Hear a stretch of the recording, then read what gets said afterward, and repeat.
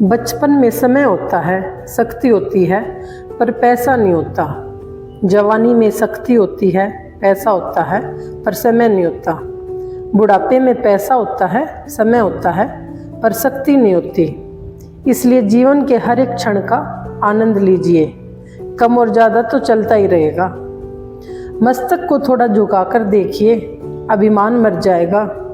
आंखों को थोड़ा भिगाकर देखिए, पत्थर दिल पिघल जाएगा। दांतों को थोड़ा आराम देकर देखिए, स्वास्थ्य सुधर जाएगा। जीवन को थोड़ा विराम लगाकर देखिए, कलेश का कारवां गुजर जाएगा।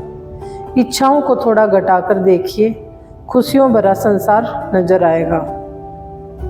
इंसान का असली चरित्र तब सामने आता है जब वह नशे में होता है। अब चाहे वह नशा पैसों का हो, रूप का हो या फिर शराब का। प्रकृति का नियम तो सिर्फ लोगों को मिलाना है। रिश्तों की उम्र क्या होगी, यह तो आपका व्यवहार तय करेगा। कुछ लोगों के सीने में दिल की जगह कैलकुलेटर होता है। वो हाथ मिलाने से पहले ही हिसाब लगा लेते हैं कि कितना फ़ायदा है और कितना नुकसान। दोस्ती और रिश्तेदारी में उतने ही पैसे उधार दो जितने भूल जाने की हिम्मत रखते हो, वरना दोस्ती और पैसे दोनों गवा दोगे। हमारी आर्थिक स्थिति कितनी भी अच्छी क्यों ना हो, लेकिन जीवन का आनंद लेने के लिए मानसिक स्थिति का अच्छा होना बहुत ज़रूरी है। कुछ समस्याएं जो हमारे पास हैं, उनके बारे में सोचकर दुखी होने से अच्छा है हम यह सोचकर खुश रहें कि दुनिया में बहुत सी ऐसी समस्याएं हैं जो हमारे पास नहीं हैं। कोई बदल जाए तो दुखी मत होना, क्योंकि बदलना तो प्रकृति का नियम है। जब जिंदगी में कुछ समझ ना आए तो सब कुछ परमात्मा पर छोड़ दो। परमात्मा से कुछ ना मांगो, क्योंकि वह जानते हैं कि आपको क्या देना है। ईश्वर से सब्र की जगह सुकून मांगा करो, क्योंकि सब्र किसी चीज़ को खो देने के बाद हासिल होता है, पर सुकून हासिल करने के लिए कुछ खोना नहीं पड़ता। जब भी अपनी शख्सियत पर अहंकार होने लगे तो एक फेरा शमशान का लगा लिया करो। जब भी परमात्मा को धन्यवाद देना हो, भूखे को खाना खिला दिया करो। और जब भी अपनी ताकत पर गुरूर होने लगे, एक फेरा वृद्ध आश्रम का लगा लिया करो। और जब आपका सर श्रद्धा से झुका हो तो अपने माँ बाप के पैर दबा लिया करो।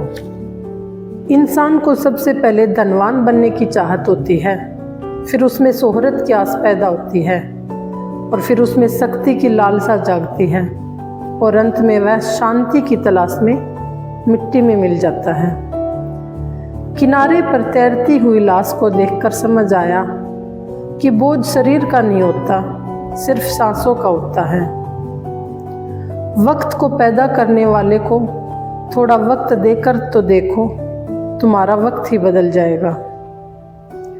जिंदगी एक हसीन किताब है, पर यह जरूरी तो नहीं कि इस किताब के सारे पन्ने हसीन हों, हमारे हिसाब से हों।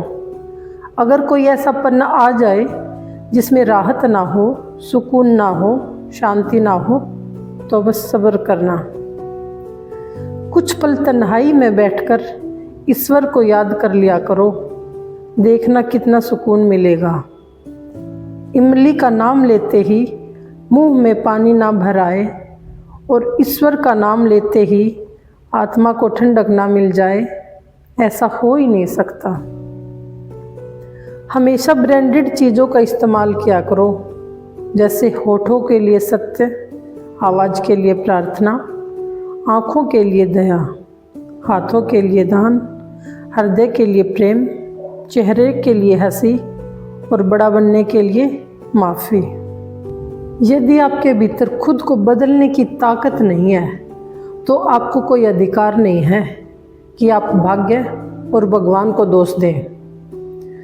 जब परमात्मा को आपसे प्रेम होता है तो वे आपके लिए वही करते हैं जो आपके लिए अच्छा होता है, और उन लोगों को आपकी ज़िंदगी से दूर कर देते हैं जो आपके लिए सही नहीं होते। जिस इंसान को भगवान पसंद करते हैं, जिसे वह अपना खास बनाना चाहते हैं, उन्हें वह हमेशा परीक्षा में डालते हैं। मुसीबतों से उनका सामना करवाते हैं। अगर आपके जीवन में भी परीक्षाओं का दौर है तो समझ लेना कि ईश्वर आपको बहुत आगे ले जाना चाहते हैं। धैर्य से परिस्थितियों का सामना करो। जब बिना किसी वजह से खुशी महसूस करो तो यकीन कर लेना कि कोई ना कोई कहीं ना कहीं तुम्हारे लिए दुआ कर रहा है। जिंदगी में सादगी अपनाओ। जितनी सादी तुम्हारी जिंदगी होगी उतनी ही परेशानियां कम होंगी। अपने अंदर के बच्चे को हमेशा जिंदा रखिए। हद से ज़्यादा समझदारी जीवन को बेरंग कर देती है। जहाँ सच्चाई और कद्र दोनों होती हैं वहाँ जीवन में स्थायित्व और शांति मिलती है। दुख में लिपटा हुआ इंसान दुआएं बड़ी कमाल की देता है। अपने कर्मों का फल भुगतने से तो गंगा पुत्र भीष्म भी नहीं बच पाए और हम सोचते हैं कि गंगा में स्नान करने से हमारे पाप धुल जाएंगे। वह सब कुछ करो जो आप करना चाहते हो, लेकिन लालच से नहीं, अहंकार से भी नहीं, वासना से भी नहीं, ईर्ष्या से भी नहीं, बल्कि प्रेम, करुणा, अमरता और विश्वास के साथ करो। प्रार्थना और ध्यान इंसान के लिए बहुत जरूरी है, क्योंकि प्रार्थना में भगवान आपकी बात सुनते हैं और ध्यान में आप भगवान की बात सुनते हैं। कैसे पता चले कि जिंदगी में आने वाली मुसीबत सजा है या इम्तिहान? जो मुसीबत ईश्वर से दूर करे वह सजा है और जो ईश्वर के करीब करे वह इम्तिहान है।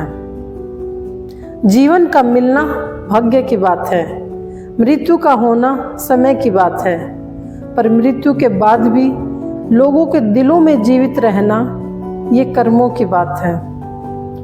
जिंदगी वह हिसाब है जिसे पीछे जाकर सही नहीं किया जा सकता। इसलिए आज में सुधार करें और पुरानी बातों को अनुभव की तरह इस्तेमाल करें। तो दोस्तों, कैसी लगी आपको हमारी आज की ये वीडियो?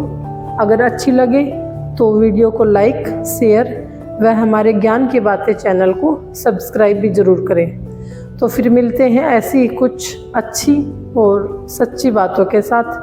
तब तक अपना और अपनों का ख्याल रखें। धन्यवाद। जय श्री राम, जय बजरंगबली।